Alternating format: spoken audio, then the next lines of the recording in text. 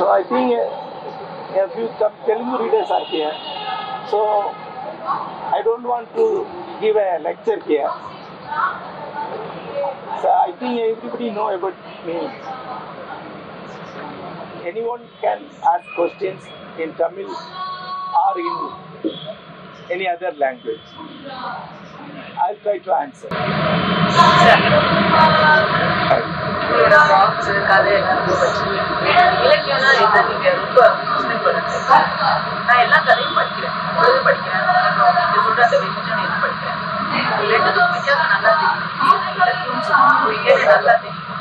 ஆனா நான் ஒரு எழுத்தாளர், நான் எழுதுறேன், நிறைய விதமா கதை எழுதுறேன். ஆனா எனக்கு எழுதுறப்போ இதுதான் இலக்கியம், இப்படிதான் எழுதுறேன் அப்படின்னு எனக்கு மனசுல பட்டதை எழுதுறேன்.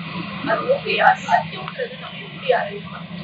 இதை பத்தி நீங்க நிறைய சொல்லிருக்கீங்க. இருந்தாலும் நிறைய டிஃபரன்ஷியல்ஸ் இருக்கு.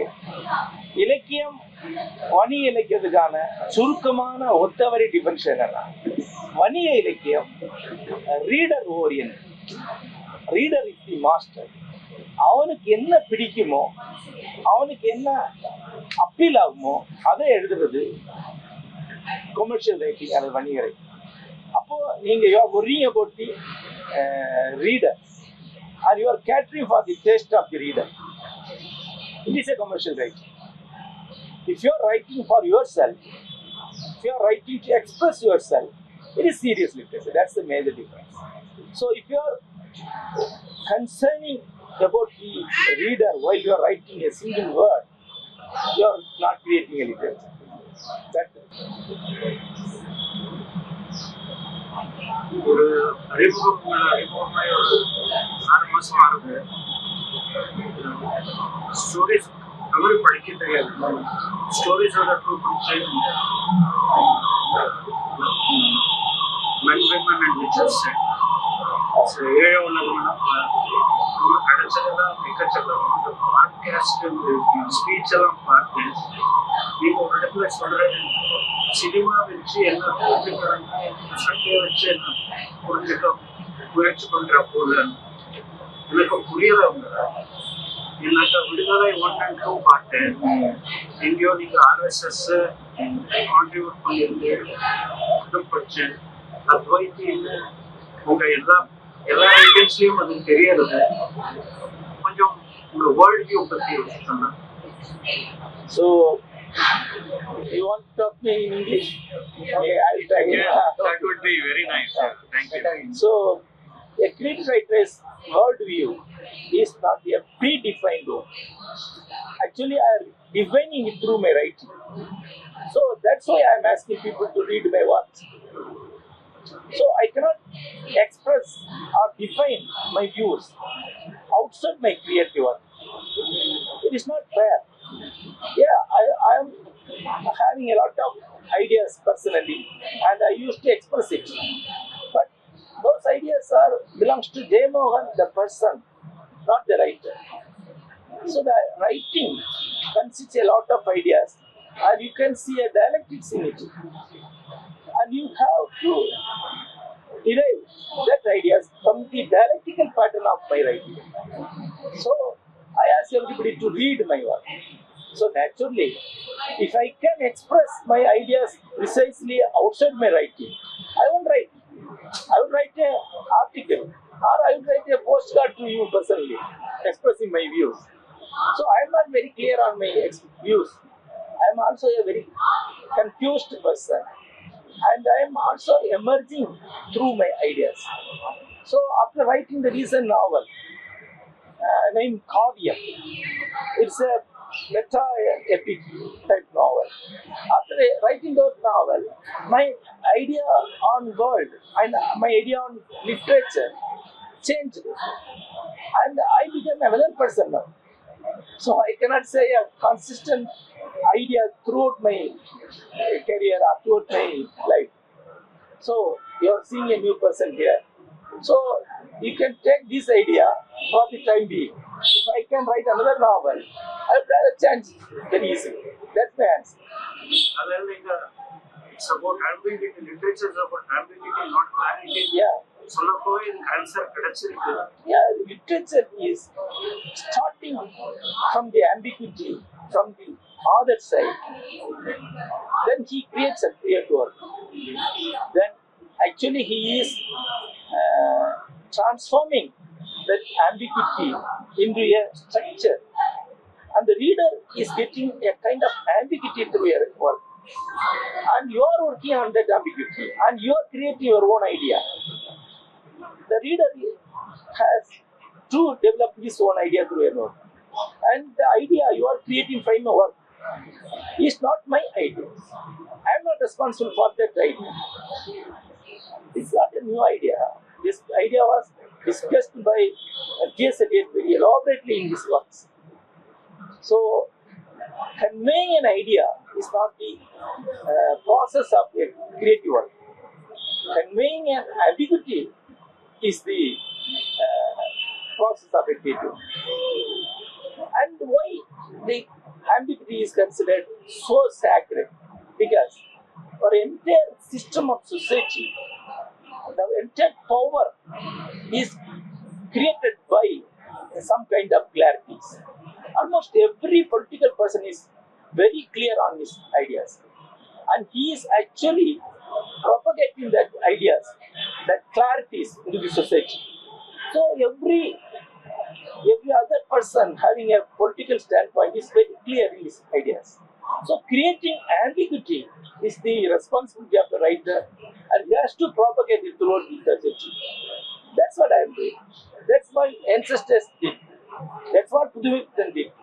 He created a kind of chaos in Tamil literature, and I am trying to create maximum type of chaos in literature. That's my duty, and that I consider it is a sacred job. I recently read your work in the Kannada version, the Abyss, Yeah. Tala. It's been very well translated by one of my Kannada authors. So when you write a novel like that, it's like heart-wrenching. Some of those things are heart-wrenching. You kind of feel angry about the society that we have created. How do you, as a narrator, how do you stay away from those characters that you have created in terms of how it will, for example, there is a scene where there is a baby who is rolling around in the dirt, and then Rajinikanth, and the baby is crying, and the person is trying to pacify the baby by giving it like a little stick. It's not pacifying, and he just has to roll that stick into a dirt and put it. It's just a very like a heart-wrenching scene. When you write those kind of things, how do you stay away now? How do you just witness that and stay, not be emotionally connected to that as a person? You're a writer and a person. Now, is that just like you just write that piece and move on with the next one? Or how does that happen? As a writer, I'm asking. Do you feel with your characters at all? Things? His name is Guru Prasad. He wrote a very interesting, very important work in Kannada. His name Kaya, and it is being translated by Narayan to English, and Penguin is going to publish it. He sent that book to me for a small forward.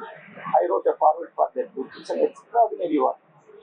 He's a plastic surgeon, and he wrote that novel that how bodies are changed and the soul changing through body. That's a very complicated work. It's an interesting work. I appreciate that question. I wish this book should be translated into Tamil in our hands. Right. One thing, yes, I lived that reality. I was a beggar at the age of 21, 22. I traveled throughout India and I stayed with beggars. So I personally know that persons. So that novel is not expressing a view of an outsider towards the beggars. It is written by a beggar who is inside that world. That's why it is not creating any kind of sympathy towards the beggars. Actually, it is narrating the happiness, the social structure, and the precise everyday life of beggars. So even in the movie, based on that movie, novel, people are shocked to see that the beggars are continuously laughing and teasing each other. The full frames of beggars laughing is the major specialty of that movie. What's Sangala. சும்மா ஜாலியா பிச்சை எடுத்துக்கிட்டு சந்தோஷமா இருக்கணும். Yeah. It's a dialogue that kids Yeah, yeah. So baking is something their life. So they are actually enjoying it. Yeah. And they are not beggars, but we are not different from them. We are actually selling our corpse, our body to some kind of institutions and earning our meal. So we are selling our hands, or we are selling our brain. So we are another kind of beggars. And there is an interesting dialogue in the original, in the movie. The beggar says, "Hey Muruga, you are begging to a beggar." The owner is actually begging to the beggar. He has, please behave, then only people give you money. So we are also beggars. We are begging every day to some lady. So it's a kind of work. It's written by a beggar. So I don't have much kind of anger towards that reality. It's a part of the reality. And that novel depicts a different type of reality. See, one thing is the least person in our society is a beggar, right?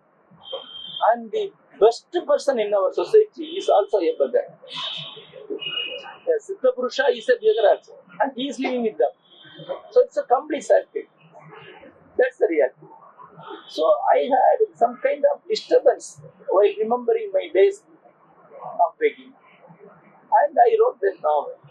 And easily I released from that disturbance. Not pain, disturbance. So while I'm writing a novel, I become a creator. And I develop God's point of view toward the reality. This is there. So writing is a way to release our anguish, our disturbance, our angst towards a particular reality. After writing a work, we become another person. We cross the realities.